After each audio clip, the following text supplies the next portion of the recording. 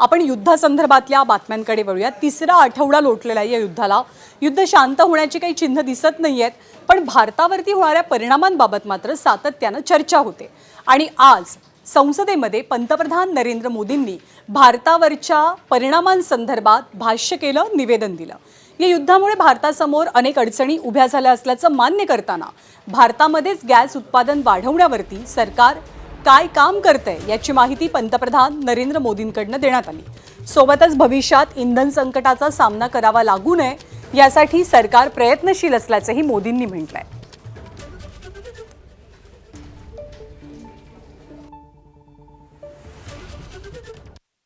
हम सभी जानते हैं, देश अपनी जरूरत की 60% एलपीजी आयात करता है।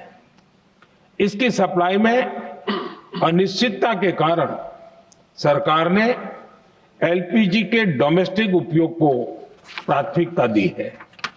साथ ही एलपीजी के देश में ही उत्पादन को भी बढ़ाया जा रहा है।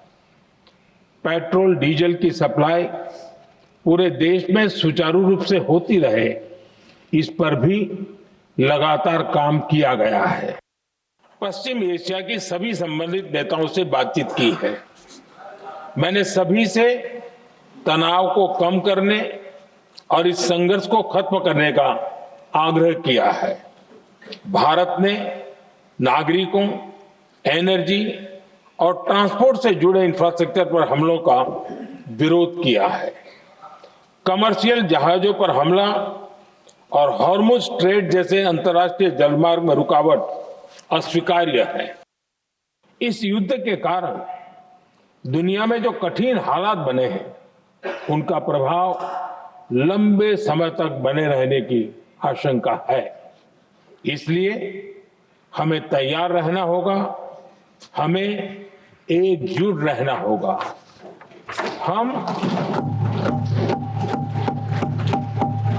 हम कोरोना के समय भी एकजुटता से ऐसी चुनौतियों का सामना कर चुके हैं। अब हमें फिर से उसी तरह तैयार रहने की आवश्यकता है। त्या युद्धाचे परिणाम दूरगामी असू शकतात, त्यामुळे एकजुटीनं काम करण्याची किंवा एकजूट दाखवण्याची गरज असल्याचं पंतप्रधान नरेंद्र मोदींनी देशवासियांना संबोधून म्हटलेलं आहे। पण पंतप्रधानांच्या निवेदनावरती विरोधकांनी काय प्रतिक्रिया दिल्यात त्या सुद्धा पाहूया। उन्होंने कहा और देश को अवगत किया है कि परिस्थितियां क्या हैं। कुछ ज़्यादा नई बात नहीं कही है, लेकिन हमने जो नोटिस दिया है डिस्कशन के लिए, वो डिस्कशन होना चाहिए ताकि हम भी जवाब दे पाएँ, पूरा सबके पक्ष सामने आए। मेरे ख्याल से वो अच्छा रहेगा कि डिस्कशन हो पार्लियामेंट में इस पर। It was a very hollow and a shallow statement because he just read it out. We had given a notice for discussion on the West Asia crisis, but there was no discussion on the West Asia crisis. As we speak, there's a major power shortage in Maharashtra. The farmers are crying for single phase or three phase की electricity का इतने बड़े पैमाने पे there's load shedding happening. This is the exam season. This is the farmers के लिए sowing season और motor pumps जो किसानों के वो बंद पड़े हैं. So therefore, I think he did not talk about the preparedness of the way the ruling government is prepared. He did not talk about how we're going to deal with the crisis. He did not talk about the rising prices which are going to happen. किसी भी तरह से देश करके हम एक है, सवाल ही नहीं आता। हम इनसे सवाल पूछते, बाहर लोगों से ये कि हम देश के, जब भी देश के प्रधानमंत्री हो, हम आपके साथ है, कोई दिक्कत ही नहीं, कोई सवाल ही नहीं मन में आता है। लेकिन ये जो प्रश्न सामने है, गैस नहीं मिल रहा है, उपलब्ध नहीं है, किल्लत है गैस की, तो वो कहाँ से है?